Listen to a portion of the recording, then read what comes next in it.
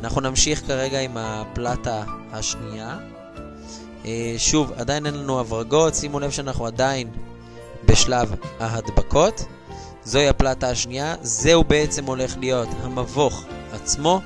יש לנו את הבסיס של המבוך ואת הגבולות, שאלה בעצם הקירות שלנו, אלו הקירות. אנחנו נפרק בזהירות ובעדינות את חלקי העץ מסביב לבסיס הריבועי שלנו.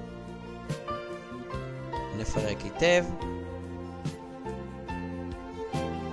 שימו לב שנותרו חתיכות עץ מסביב.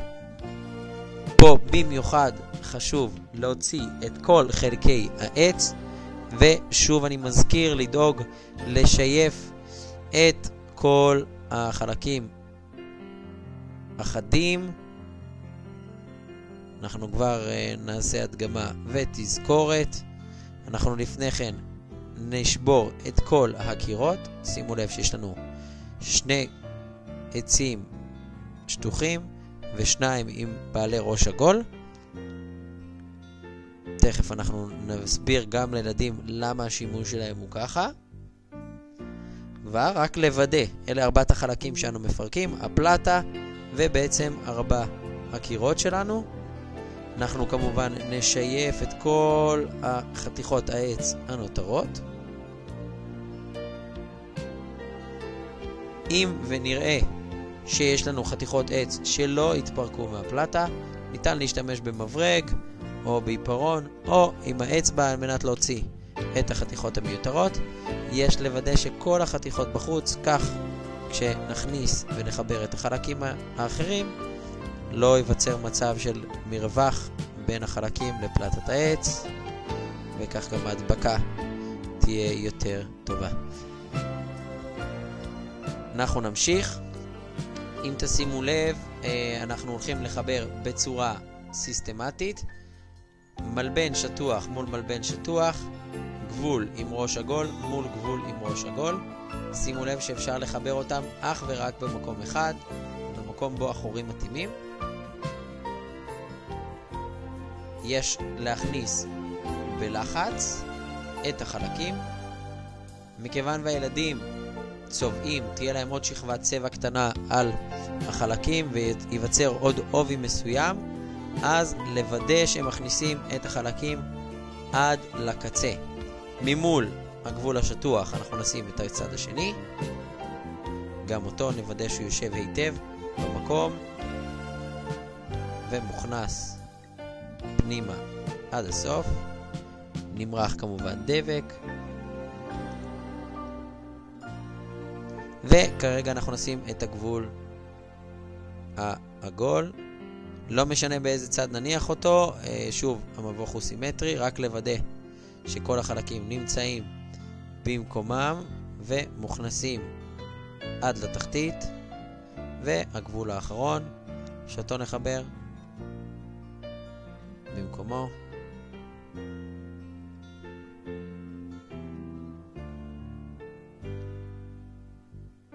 שימו לב, תעברו ותבדקו אצל הילדים שבעצם לא נותרו רווחים. אנחנו נהדק את זה שוב כדי לוודא שכל חלקי המבוך מהודקים היטב, וזוהי בעצם הפלטה שעליה הולך לשבת המסלול.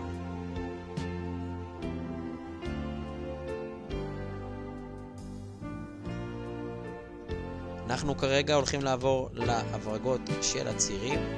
לכל הברגה אנחנו צריכים 2 ברגי ג'וק וציר עיגול. הילדים תחילה ינסו להבריג את הברגים מבחוץ, טבעי שהם יתבלבלו.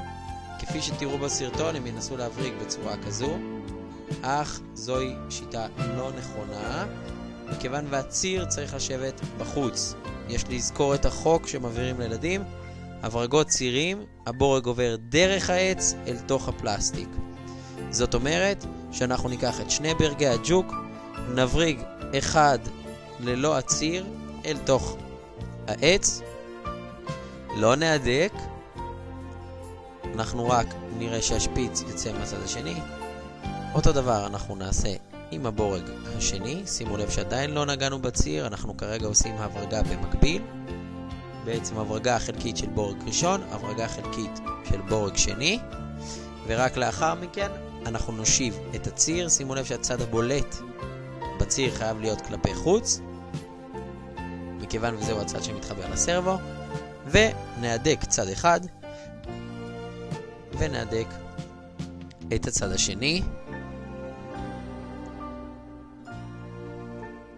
יש להדק בחוזקה, גם אם הבורג חודר מעט אל תוך העץ, זה בסדר, כך נדע שיש לנו אחיזה טובה של הציר, והציר לא יתפרק בזמן השימוש ברובוט.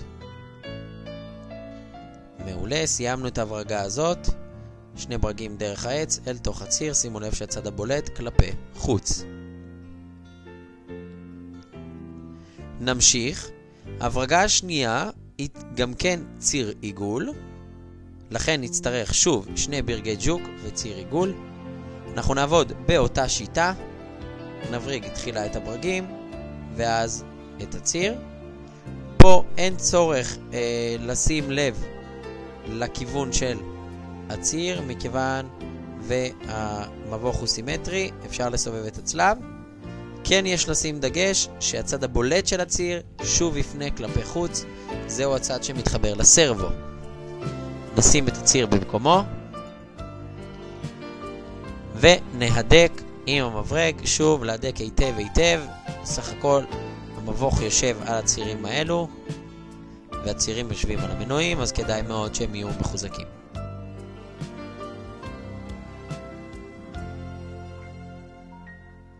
יפה. בעצם עכשיו סיימנו. שוב שימו לב, הצד הבולט כלפי חוץ. מי שיתבלבל יכול להחליף, זה בסדר.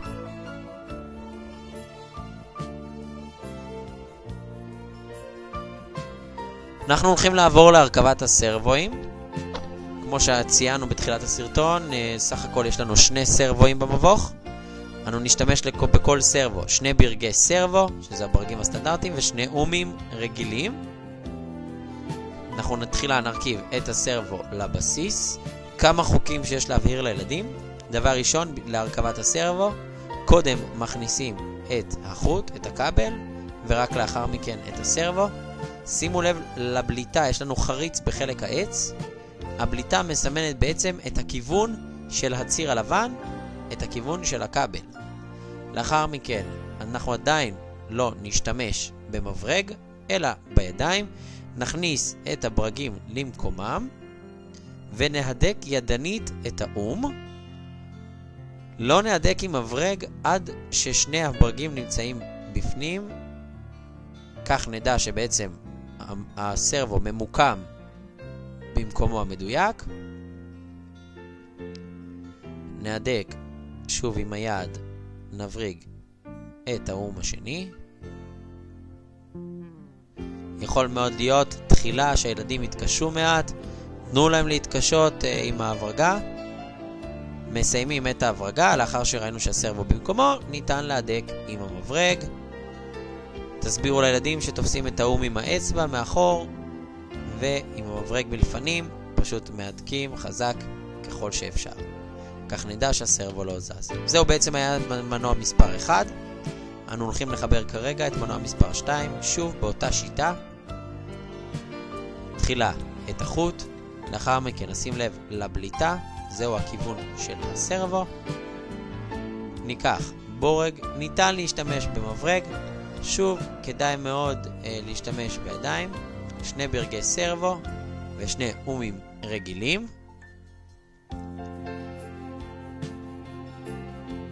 נכניס את הבורג למקומו. תשתדלו שהברגים יבואו בכיוון כמו בסרטון, כאשר הבורג בא מכיוון הסרבו והאום בא מהצד האחורי להדקו. נכניס גם את הבורג השני.